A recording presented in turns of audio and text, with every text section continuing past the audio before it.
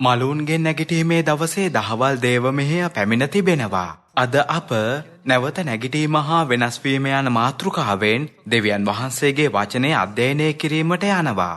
ක්‍රිස්තුස් වහන්සේ තම කුරුසපත් වීමෙන් පසු තෙවන දිනයේදී මලුන්ගෙන් නැගිට්ටා. ඉන්පසු උන්වහන්සේ දින 41 කාලයක් ගෝලයන් ඉදිරියේ පෙනී සිටිමින් තම නැවත නැගිටීම මුළු ලොවටම ප්‍රකාශ කළා. ඉතා විස්මිත සිදුවීම වන්නේ යුදෙව්වන් නිසා බියෙන් දොරවල් වසා කුඩා කාමරය තුල සැඟව සිටි ගෝලයන් ඉදිරියේ යේසුස් වහන්සේ හදිසියේම පෙනී සිටීමයි. තවද එම්මාවුස් වෙතට යමින් සිටි ගෝලයන් දෙදෙනා උන්වහන්සේ වැඳින නොගත්තත් උන්වහන්සේ ඔවුන් ඉදිරියේ පෙනී සිටියා. දෙවියන් වහන්සේ කාලය හා අවකාශය අතර නිදහසේ ගමන් කළා වූ මෙම විස්මිත සිදුවීම දෙස බයිබලය තුලින් බලන විට දැන් සිරවී තිබෙන අපගේ මානසික ශරීරය ඊතා ඉක්මනින් ආත්මික ශරීරවලට වෙනස් වන බවට දුන් දෙවියන් වහන්සේගේ පොරොන්දුව අප සැකයකින් තොරව විශ්වාස කළ යුතුය. නැවත නැගිටීම හා වෙනස් වීම ගැන අපට තේරුම් කර දීම සඳහා තමන් මැවූ සොබාදහම තුළින් දෙවියන් වහන්සේ අපට බොහෝ ආදර්ශයන් පෙන්වා දී තිබෙනවා. රෝම 1:8 බලමු. මක්නිසාද සත්‍ය අධර්මිෂ්ඨකමින් වළක්වන්නා වූ මනුෂ්‍යයන්ගේ සියලු අභක්තියටද අධර්මිෂ්ඨකමටද විරුද්ධව දෙවියන් වහන්සේගේ උදහස ස්වර්ගයෙන් එළිදරව් වී තිබේ. මක්නිසාද දෙවියන් වහන්සේ ගැන දැනගන්ට පුළුවන් දේ ඔවුන් තුල ප්‍රකාශව තිබේ. කුමක් හේයින්ද දෙවියන් වහන්සේ එය ඔවුන්ට ප්‍රකාශ කළසේක. මක්නිසාද ලෝකයේ මැවූ තැන් පටන් දෙවියන් වහන්සේගේ අදෘශ්‍යමාන දේවන උන්වහන්සේගේ සදාකාලික වූ බලය හා දෙවිකම මවන ලද දේවලින් තේරුම් ගොස් පැහැදිලි ලෙස පෙනී යන්නේය. එබැවින් ඔවුහු නිරුත්තරව සිටිති. මක්නිසාද ඔවුහු දෙවියන් වහන්සේ ඇඳිනගෙනත් උන්වහන්සේට දෙවියන් වහන්සේ මෙන් ගෞරවයවත් ස්තුතියවත් නොකොට තමුන්ගේ විතර්ක වලින් නිරර්ථක බවට පැමුණුනෝය. ඔවුන්ගේ අඥාන සිද්ද අඳුරු විය. තුමූම ප්‍රඥාවන්තයෝ යයි කියමින් ඔවුහු අඥානයෝව ජරාවට නොපැමිණෙන්නා වූ දෙවියන් වහන්සේගේ මහිමය ජරාවට පැමිණෙන්නා වූ මනුෂ්‍යයාගේද පක්ෂීන් හා සිව්පාවුන්ගේද බඩගා යන ජාතීන්ගේ රූපවලට සමාන වන ලෙස මාරු කළෝය. රෝම 1:20 තුල අප කියවූ ආකාරයටම දෙවියන් වහන්සේ තම කැමැත්ත සොබාදහම හා මැවිල්ල තුල ප්‍රකාශ කරන බව බයිබලය විස්තර කරනවා. මෙතැන් සිට දෙවියන් වහන්සේ මේ පොළොවේ මැවූ දේවල් තුලින් නැවත නැගිටීම හා වෙනස් වීම ගැන තවත් සොයා බලමු. යෝබ් 25 වන පරිච්ඡේදයේ 4 වන පදයෙන් දෙවියන් වහන්සේගේ වචනය බලමු. එසේනම් මනුෂ්‍යයා දෙවියන් වහන්සේ ඉදිරියෙහි ධර්මිෂ්ඨ වන්නේ කොහොමද? නොහොත් ස්ත්‍රියෙකුගෙන් උපන් තැනැත්තා පවිත්‍ර වන්නේ කොහොමද? බලව චන්ද්‍රයා පවා දීප්තිමත් නොවේ. තාරකාද උන්වහන්සේ ඉදිරියෙහි පිරිසිදු නොවේති. මනුෂ්‍යයන්ව සමාන කළේ කුමකටද? පණුවෙකුට. මනුෂ්‍ය පුත්‍රයාව සමාන කළේ කුමකටද? පණුවෙක් වැනි වූ මනුෂ්‍යයාත් පණුවෙක් වැනි වූ මනුෂ්‍ය පුත්‍රයාත් ඊට කොපමණ වැඩියෙන් එසේ නොවන්නේ දැයි කීවේය. අප දැන් පැළඳ සිටින අපගේ මාංශික ශරීර පණුවන්ට සැසඳුවා. කෙසේ වෙතත් ආත්මික ලෝකය තුලදී දෙවියන් වහන්සේට අපව නොවැදගත් පණුවන් ලෙස පෙනෙන බවට ඇති බයිබලයේ සාක්ෂීන් අපට ප්‍රතික්ෂේප කරන්න බැහැ. නමුත් අප නැවත නැගිට ආත්මික ශරීරවලට වෙනස් වන දිනය ඊතා සමීපයට ඇදී එනවා. දෙවියන් වහන්සේ මැවූ සොබාදහමේ මූලධර්මය තුලින් වෙනස් වීමේ ක්‍රියාවලිය ගැන සොයා බලමු. බත්කූරා ගැන සිතමු. බත්කූරා තම කීට අවස්ථාවේදී වතුරේ ජීවත් වන බව ඔබගෙන් ඇතමෙක් දන්නවා ඇති. වතුර යට ජීවත් වන විටදී ඔවුන් හුස්ම ගන්නේ කරමල් තුලින්ය. වැඩිවියට පත්වන තුරු ඔවුන් ජීවත් වන්නේ ජලජ පණුවන් ලෙසයි. මෙම අවධියේදී ඔවුන්ට කීට අවස්ථාව කියා පවසනවා. ජීවිත කාලය තුලදී ඔවුන්ගේ පෙනුම වගේම පරිසරයේද වෙනස් වෙනවා. ඔවුන්ගේ කීට අවධියේ චක්‍රය සම්පූර්ණ වී වෙනස් වීමට සූදානම් වන විටදී ඔවුන් වතුරෙන් පිටතට බඩගා යනවා.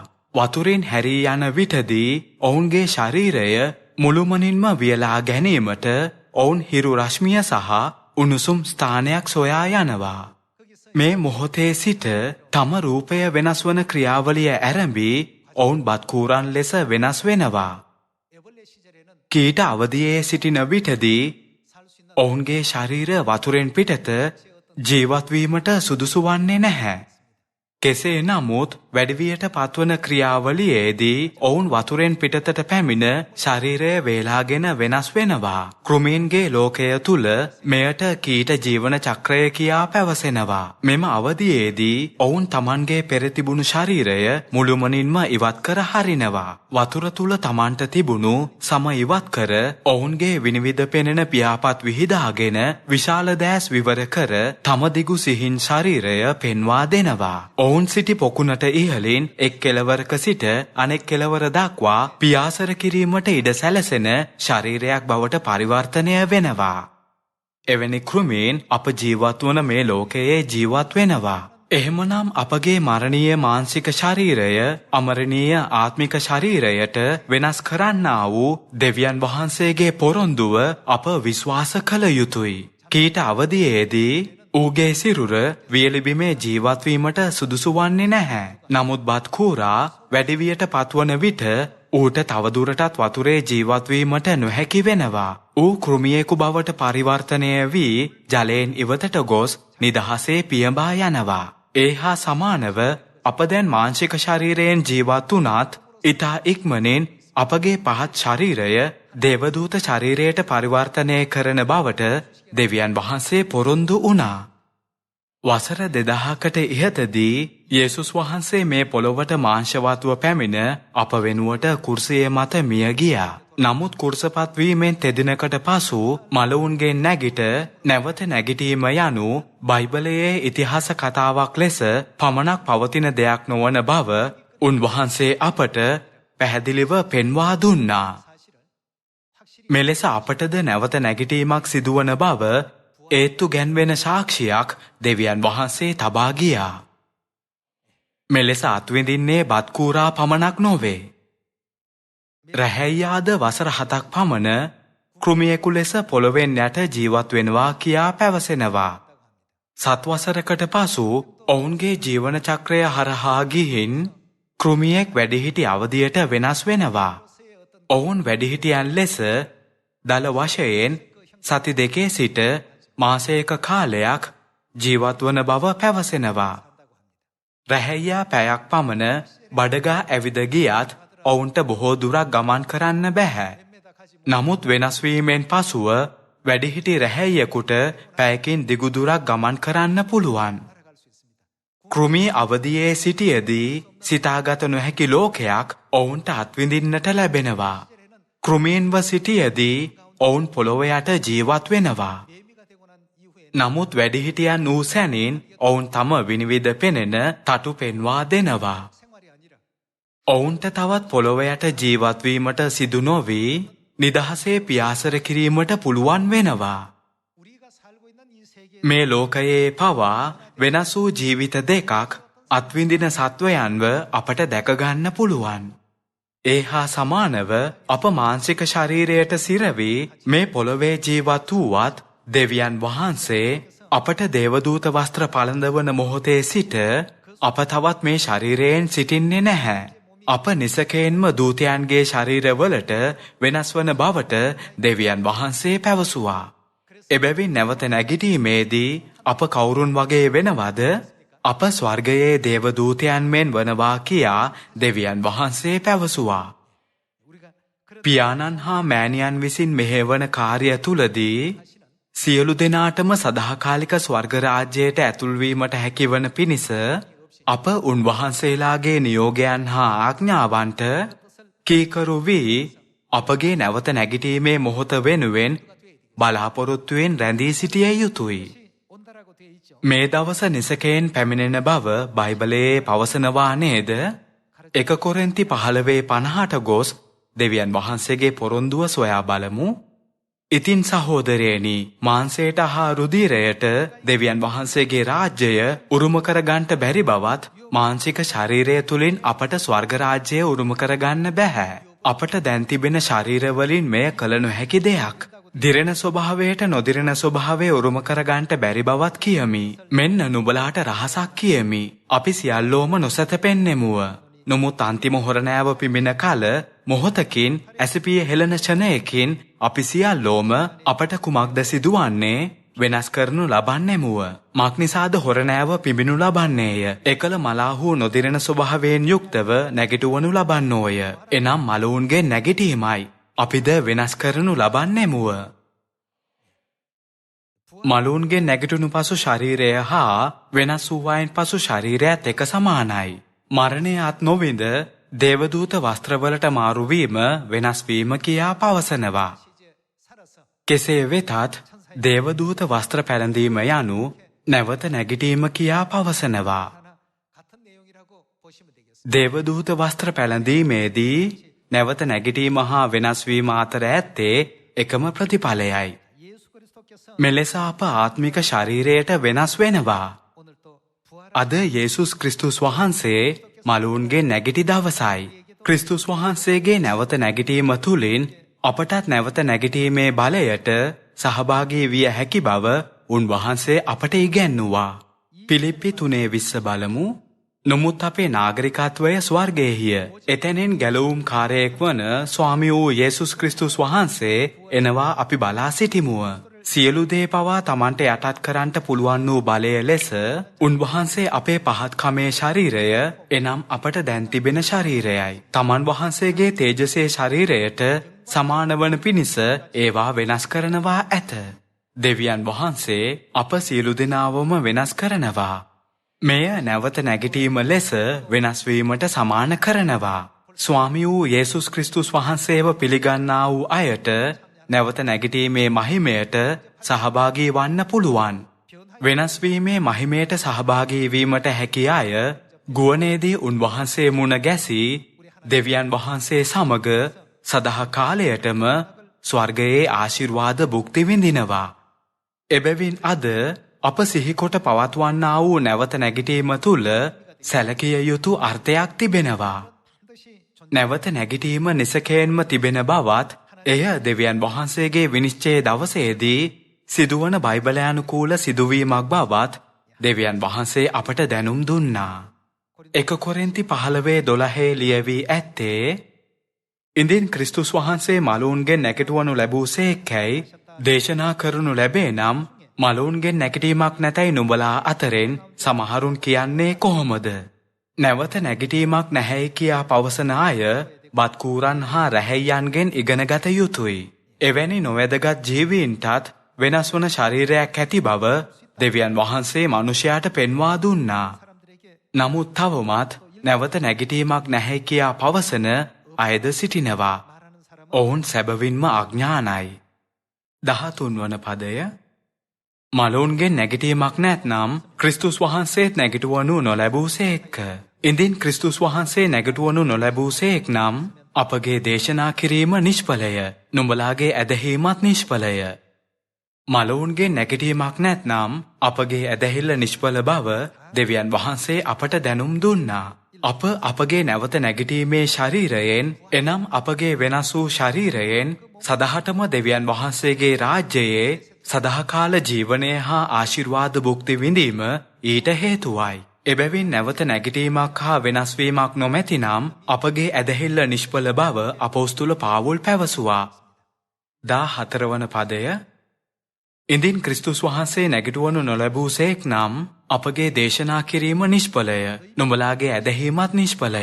එසේය මලාහු නැගිටවනු නොලබත් නම් දෙවියන් වහන්සේ විසින් නොනැගිටෙව්වා වූ ක්‍රිස්තුස් වහන්සේව උන්වහන්සේ නැගිටෙව්සේකැයිද අපි උන්වහන්සේ ගැන සාක්ෂි දුන් බැවින් අපත් උන්වහන්සේ ගැන බොරු සාක්ෂිකාරයන් බව පෙනේ. මක්නිසාද මලාහු නැගිටවනු නොලබත් නම් ක්‍රිස්තුස් වහන්සේත් නොනැගිටුණුසේක. ඉදින් ක්‍රිස්තුස් වහන්සේ නොනැගිටුණුසේක් නම් නුඹලාගේ ඇදහිම නිෂ්ඵලය. නුඹලා මේ දක්වා නුඹලාගේ පාපවල සිටින්නහුය. එපමණක් නොව ක්‍රිස්තුස් වහන්සේ කෙරෙහි සැතපුණු අයද විනාශ වුණෝ වෙති. ක්‍රිස්තුස් වහන්සේ තුල අපට බලාපොරොත්තුව තිබෙන්නේ මේ ජීවිතය ගැන පමණක් නම් අපි සියලුම මනුෂ්‍යයන්ට වඩා අනුකම්පා ලැබිය යුත්තෝය. අපගේ නැවත නැගිටීම නිශ්චිතවම සිදුවන බව මින් අදහස් වෙනවා නේද? අපොස්තුල පාවුල්ද නැවත නැගිටීම ගැන අවධාරණයෙන් කියා සිටියා. ඔහු මලවුන්ගෙන් නැගිටීම ගැන විස්තර කර ආකාරය 29 වන පදයෙන් බලමු. ඇරත් මලවුන් උදෙසා බෞතිස්ම කරනු ලැබූ අය කුමක් කරන්නෝද? මලාහු කිසිසේත් නැගිටුවනු නොලබන්නෝ නම් කුමක් හේයින් ඔවුන් උදෙසා බෞතිස්ම කරනු ලබන්නෝද? අපිත් කුමක් හේයින් සෑම වේලේම අන්තරායෙහි සිටිමුද?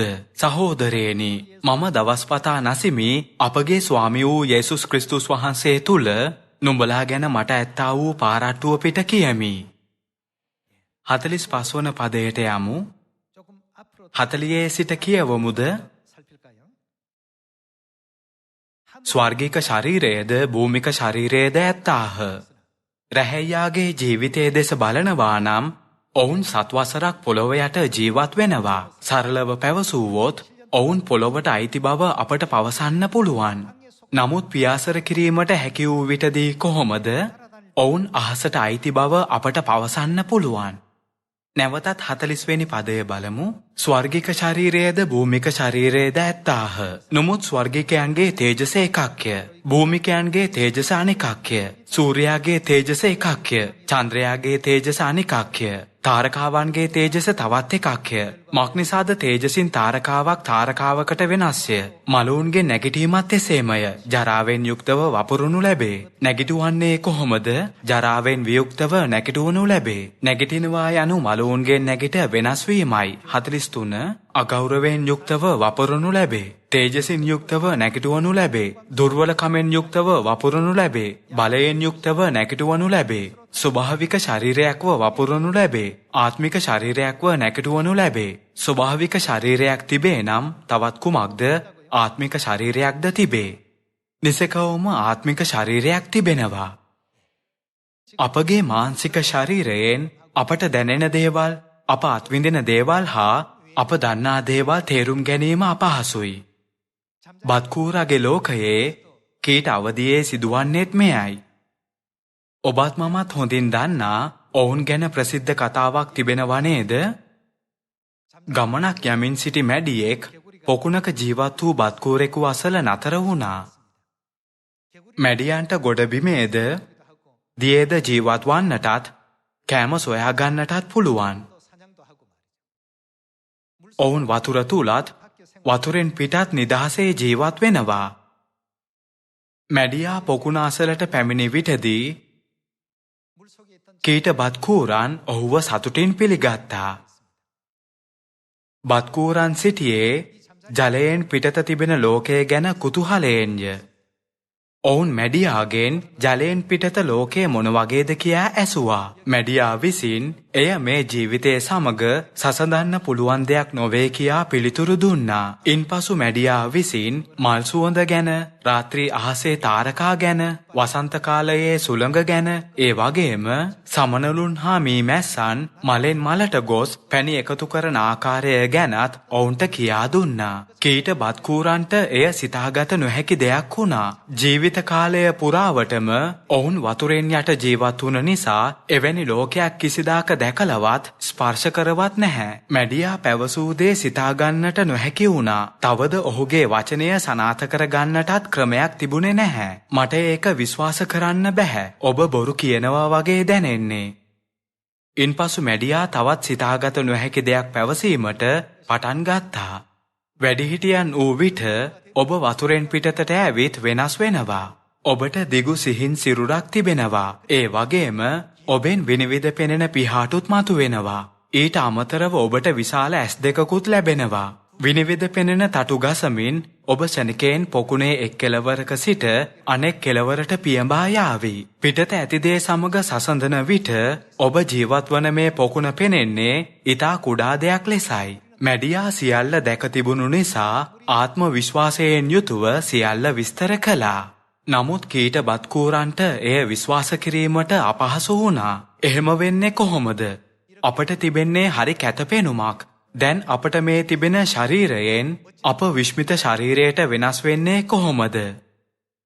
මැඩියා ගිය පසු කීට බත්කූරන් තමන් දැනගත් දේ ගැන සාකච්ඡා කිරීමට ඔවුන් එකට එක් වී රැස්වීමක් පැවැත්වුවා. මැඩියා පවසපු දේ ඇත්තක්ද බොරුවක්ද? මේ කාරණය ගැන ඔවුන් දිගු කාලයක් විවාද කළා. ඉන්පසු එක් කීටයෙක් විවාද කරන එක නවත්වමු. වැඩිහිටියන් උනාට පසුව වතුරෙන් පිටතට යන්න පුළුවන් කියා මැඩියා පැවසුවා. එම නිසා කවුරුන් හෝ වැඩිමහල් බත්කූරෙක වූවාට පසුව මෙහි පැමිණ අප සියලු දෙනාට පොකුණෙන් පිටත ලෝකය කොයි වගේද? මැඩියා විස්තර කළා වූ ලෝකය සැබෑවක්ද කියා දුන්නොත් කොහොමද? එවැනි ලෝකයක් සැබවින්ම තිබෙන බව සනාථ වූ සැනින් ඉතිරි අප සියලු දෙනාට එය විශ්වාස කරන්න පුළුවන්. එහෙම නේද? සියලු දෙනාම මෙම යෝජනාවට එකඟ වී රැස්වීම අවසන් කළා. ඉන්පසු එක් දිනක් එක් කීටයෙකු පොකුණ හැරදා යන කාලය පැමිණියා. අවසානයේදී ඔහු වතුරෙන් පිටව ගියා. ඔහු සැබවින්ම ජීවන චක්‍රය හරහා ගොස් ඔහුගේ සිරුර කීට සිරුරෙන් බත්කූරෙකුගේ කැපී පෙනෙන සිරුරකට වෙනස් වීමට පටන් ගත්තා. ඔහුගේ උදරය දිගැටි සිහින් සිරුරක් වුණා. තම නව ශරීරයට වෙනස් වූ නිසා ඔහුගේ විනිවිද පෙනෙන පිහාටුද මතු වුණා. ඔහුගේ සරල පෙනුමැති දෑස් වඩා විශාල හා වටකුරු දෑස් බවට පත් වුණා. වතුරෙන් පෙනුණු තම පෙනුම දැකීමෙන් ඔහු පුදුම වුණා. තම අත්අටු සලමින් පොකුණේ එක් කෙළවරක සිට අනෙක් කෙළවරට පහසුවෙන් පියඹා යාමට ඔහුට හැකි වුණා. මම කලින් ඇත්තටම ජීවත් වුණේ ඒ වගේ පොඩි පොකුණකද කියා ඔහුට සිතුණා. වතුර යටදී ජීවත් වූ ජලජ සිරුර දැන් අහසේ නිදහසේ පියාසරන කාරණය ගැන ඔහු පුදුම වුණා. ඔහුට එය විශ්වාස කරන්න බැරි වුණා. මැඩියා ඔවුන්ට පැවසූ සෑමදේම සැබෑවක් බවට පත් වුණා. සියලු කීටයන් කළ සාකච්ඡාව සිහිපත් වී ඔහු සිතුවේ මම වරක් පොකුණට ගිහින් වතුරෙන් පිටත ලෝකයේ ලස්සන මල්, මීමැස්සන්, සමනලුන් සිටිනවා. ඒ වගේම මිහිරි මල් සුවඳ හමන වසත් කාලයේ සුළඟද හමනවා කියා මිතුරන්ට දැනුම් දිය යුතුයි කියාය. එම නිසා ඔහු නැවත වතුරට යන්නට උත්සාහ කළා. නමුත් ඔහුගේ සිරුර තවත් වතුරට යා නොහැකි සිරුරක් ලෙස වෙනස්ව තිබුණු නිසා කොයිතරම් උත්සාහ කළත් එය කිරීමට නොහැකි වුණා. මේ අතරතුරේදී පොකුණ තුල සිටි කීට බත්කූරන් තවත් රැස්වීමක් පැවැත්වුවා. ඔහු වතුරෙන් පිටතට ගිහින් මාස කිහිපයක්ම ගත වෙලා ඔහු ආපසු ආවේ නැහැ. ඒ නිසා මැඩියා පැවසූ සියලු දේ බොරු කියා ඔප්පු වෙනවා. මැඩියා කී දේ ඇත්තක් නම් අපගේ මිතුරා අනිවාර්යයෙන්ම ආපසු ඇවිත් සැබෑව අපට දැනුම් දෙනවා. නමුත් ඔහු ආපසු ආවේ නැහැ. එම නිසා ඒ වගේ ලෝකයක් නැහැ. ඔවුන්ගේ නිගමනය වූයේ මෙයයි. ඉන්පසු කීට බත්කූරන්ගේ උගත් කීටයෙක් ඔවුන්ගේ ශබ්ද කෝෂයට මැඩියා පැවසූ දේ බොරුවක් යන වචනය එකතු කළා. එය විහිළු කතාවක් වගේ. කෙසේ වෙතත් මේ පෘථිවි ග්‍රහය තුල සිරවී සිටින මානව වර්ගයා වන අපත් පොකුණක සිරවී සිටින බත්කූරු කීටයන් වගේ. දැන් ගත කරන තම මානසික ජීවිතය සියල්ලම කියා මිනිසුන් සිතා සිටිනවා. වෙනස් වූ සැනින් විස්මිත පෙනුමක් ඇති ආත්මික ශරීරවලින් යුක්තව අපට ජීවත් වීමට පුළුවන් වෙනවා. දෙවියන් වහන්සේ මේ පොළොවට පැමිණියේ අපට මෙය තේරුම් කර දීමටයි. අපගේ අපරාධයන් උදෙසා අප වෙනුවට උන්වහන්සේ කුරුසය මත මිය ගිහින් කුරුසපත් වීමෙන් තෙදිනකට පසුව මළුන්ගෙන් නැගිට මානසික ශරීරයේ මරණයෙන් පසු අපගේ ජීවිතය අවසන් නොවන බව අපට දැනුම් දුන්නා. මරණයෙන් පසුව නැවත නැගිටින කාලය නිසකයෙන්ම පැමිණෙනවා. ස්වභාවික ශරීරයක්ව වපුරනු ලැබේ. ආත්මික ශරීරයක්ව නැගිටවනු ලැබේ කියා බයිබලයේ ලියවී ඇත්තේ ඒ නිසයි. දෙවියන් වහන්සේ ස්වර්ගීය ශරීරය හා පොළොවේ ශරීරය සැසඳුවා. සියල්ලෙනි නැවත නැගිටීම හා වෙනස් වීම ක්‍රිස්තියානි ආගම තුල තිබෙන සුරංගනා කතාවක් නේද කියා පවසන ඇතැමුන්ද සිටිනවා. නැහැ. එය සුරංගනා කතාවක් නොව. එය අපගේ සත්‍යයයි. දෙවියන් වහන්සේ අහසත් පොළොවත් එහි ඇති සියල්ලත් මවා විශ්වේද පාලනය කරමින් සිටිනවා. අප මේ සියල්ල පරම ලෙස විශ්වාස කළ යුතුයි. දෙවියන් වහන්සේ විසින් මැව්වා වූ අප වටා ඇති සොබහදහම තුලින් පවා එවැනි සුරලොවක් නිසකයෙන්ම පවතින බව උන්වහන්සේ පැහැදිලිව අපට දැනුම් දුන්නා. නමුත් මිනිසා එය තේරුම් ගැනීමට අසමත්ව පොළොවේ තම ජීවිතය සියල්ල කියා සිතමින් ජීවත් වෙනවා. කරුණාකර අද අප පවත්වන මලවුන්ගේ නැගිටීමේ දවස තුලින් ඔබගේ මනස වෙනස් කරගෙන අප නිසකයෙන්ම සුරලොවට ඇතුල්වන බව විශ්වාස කරන්න. තවද ස්වර්ගයේදී දෙවියන් වහන්සේගෙන් අප සදාකාල ජීවනය හා ආශිර්වාද භුක්ති විඳින පොරොන්දුවත් විශ්වාස කරන්න.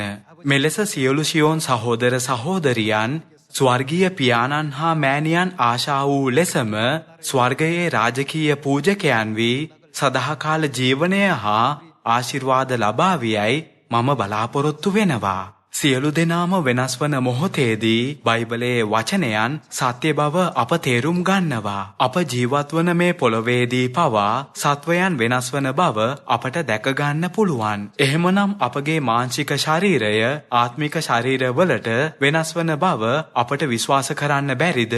අප මෙය විශ්වාස කළ යුතුයි නේද? දෙවියන් වහන්සේ තම දරුවන්ට එවන් ලොවක් තිබෙන බව දැනුම් දුන්නේ පළමුව මේ සියල්ල අත්විඳායින් පසුවයි. දෙවියන් වහන්සේ මාංශවත්ව මේ පොළොවට පැමිණ ආත්මික ශරීරයට වෙනස් වී නැවත ස්වර්ගයට ගියා. එහෙම නේද? අද නැවත නැගිටීමේ හා වෙනස් වීමේ ජීවමාන බලාපොරොත්තුව ඇති කරගෙන අප ස්වර්ග රාජ්‍යයට ඇතුල් වන තුරුම ඇදහිල්ලේ මාර්ගයේ උනන්දුවෙන් ඇවිද යන්නයි මා ඔබගෙන් ඉල්ලා සිටිනවා.